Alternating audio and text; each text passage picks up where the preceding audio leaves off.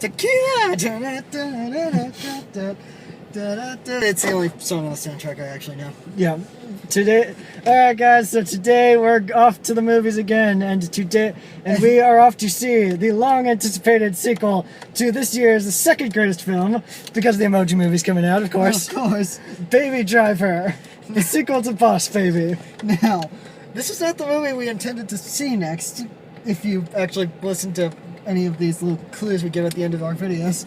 We were actually going to see Cars 3, but the stuff happened. We still haven't seen it yet. But we will see it eventually. But this is Baby Driver. This is the movie that Edgar Wright essentially left Ant-Man to do. He didn't leave Ant-Man to do. This wasn't the reason he left, but this is what he did after he left. But Baby Driver is essentially a long-form version. It's essentially the equivalent. It's like Whiplash in a way, because it's essentially the long-form version of a music video Edgar Wright directed a long time ago. Yeah. So we got a big cast packed with a lot of stars. It's basically Edgar Wright's first movie ever made in America. His first and his biggest and his most powerful cast, because he's got John Hamm, Jamie Foxx, Ansel Elgort, Lily Collins, Kevin Spacey, John Bernthal. That's all we can name off the top of our heads right now. And one of the biggest soundtracks, because this is not just an action movie, it's an action musical, in a way. In a way. But we got a bumpin' soundtrack. Edgar Wright is probably one of the best directors working today. The kind of interesting thing about Edgar Wright is that every movie he makes is kind of built like a Swiss watch. It's always like comedy. The editing, the acting, every little bit of his comedies have been built on incredibly, and that's obviously why a lot of people were very disappointed when he left Ant-Man. But at the same time, Ant-Man was good.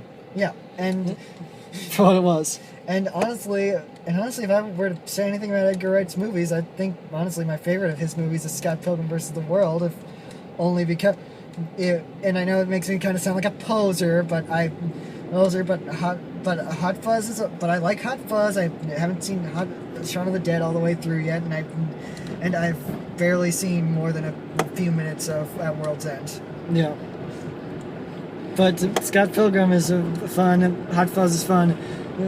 We love Edgar Wright's work is fantastic. It's gonna be fun to see what he can do now.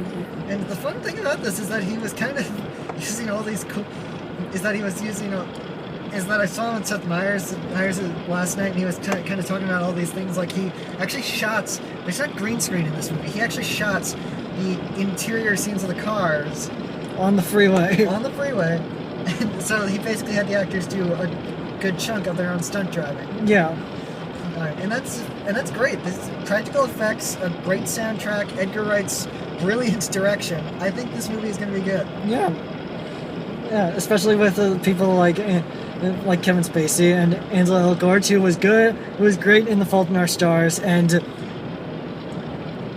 we saw he had that little cameo in Paper Towns. He was kind of we saw Divergent when we were on a cruise ship. Pieces of it. He was fine, I guess. That he was actually in. He was kind of fine when we saw him. Look, if you honestly paid attention to that garbage fire of a franchise before it got shot out between the eyes just before it got a chance to finish, then you're part of the problem with cinema. Yeah. But anyway, Baby Driver. This movie is great, and the premise is fun, and the premise overall is fun. A getaway driver with tinnitus who just blares music in his ears to drown it out. Yeah. So we're gonna go now because we're kind of rambling. Because we're rambling and we've gone on really long. So we'll see you guys in a little bit. Bye. Alright guys, we're out. My heart is still racing from that last big action sequence. I feel so physically exhausted from watching that movie. That was probably the best movie I have seen all year. It's just so... Not including La La Land, of course, because that one was just, that one doesn't count because it was last year. Because it was last year. Because it came out last year, yeah. But what can be said about that movie? Movie besides that. So let's jump right into it. My God, the direction was great. The action was so high energy and so fun that it's like a Fast and Furious movie, but better. It has all these. It has all the Edgar Wright kind of trademarks. It has little bits and pieces of clues that are going to happen later in the movie. It's got action synced up to the music, which is beautiful, by the way. The action, every time I hear a gunshot in that movie synced up to a drum beat, it's incredible. We get such an amazing. We get action scenes where you don't fully understand how they did it. It's the mix of practical and CG that they did use is so seamless. You don't know what's real and what's not. And the performances, they're so standard action movie, really, because we got Ansel Elgort, but Ansel Elgort, he barely speaks throughout most of this movie, and yet he can convey a lot of emotion throughout the entirety of throughout every scene he's in. And which is especially hard because he wears sunglasses for most of the movie. Yeah. And Kevin Spacey, for what little he's in this movie, he plays the intimidating bad guy for as well as he can. Yeah. Which Kevin Spacey, so very, very, very well. Kevin Spacey's freaking awesome. Jamie Foxx, he was hilariously batshit in this movie. Yeah. And which fits because his name is literally short for batshit. Yes, because he's insane. And John Hamm. I loved John Hamm in this. He was like one of my favorite parts of the entire movie. He pushed stuff, and you actually were out of the theater when they did this, but they built an entire. But Edgar Wright had this whole backstory, this whole scene where Jamie Foxx is kind of building his backstory, and it's kind of this great thing for it. Yeah. And the soundtrack is rocking. Every single song fits every scene perfectly. There's not a lot of score to this movie because it's all almost entirely music that Edgar Wright handpicked. And people crap on Suicide Squad for that, but this is essentially that aesthetic done correctly. It's not bits and pieces of songs that sort of fit the scene. If you lyrically, a lot of the songs don't fit the scene at all. And musically, they are fan-fucking-tastic in this. And I just loved how incredibly action-filled and musical this was.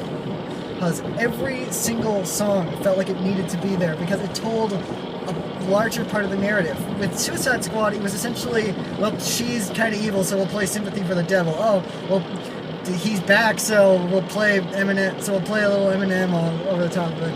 But this, it's like, okay, character's name is Baby, so we'll throw a lot of songs. So we will perfectly time songs with the word baby in them so that they kind of give a sense of his emotions and all that kind of stuff. Yeah, every single bit of timing, every single second that the camera is moving, there is a purpose to it. There is a reason behind it. If the camera is stationary, if the car's moving, everything has a purpose to it. It's not just action and movement for the sake of movement. And I just love almost every scene of this movie is just pure poetry in motion. It's in a fast motion. Yeah, because it's almost something the movie does incredibly well is it barely gives you especially during that last action sequence set to one of the greatest songs that you can set an action sequence like this to.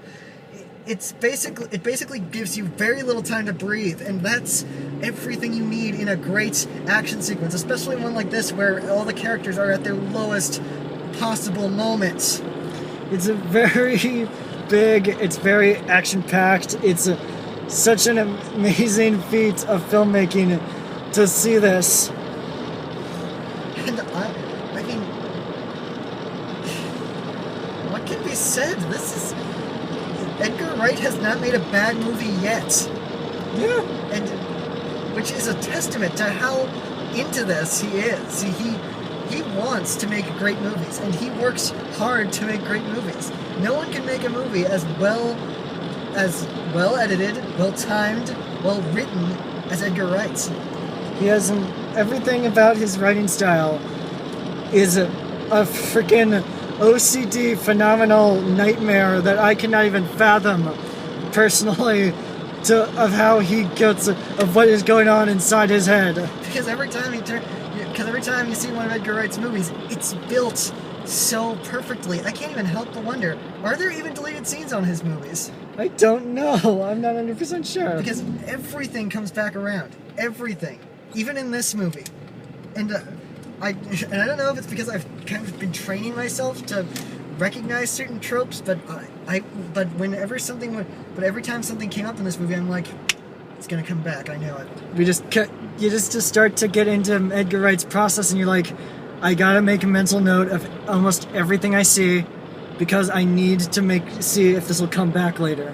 And a lot of it does.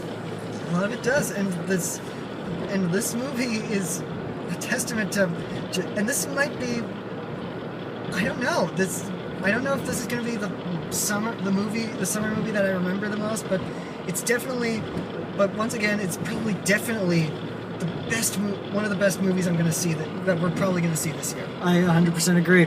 It's not exactly my favorite, but it's definitely up there.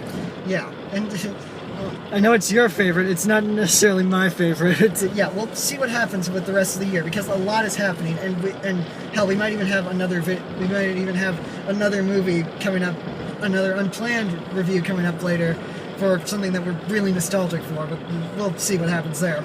Yeah, but otherwise, the only problem I have with this movie is the romance.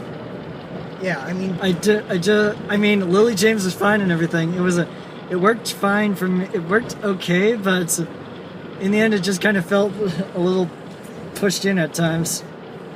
I don't know.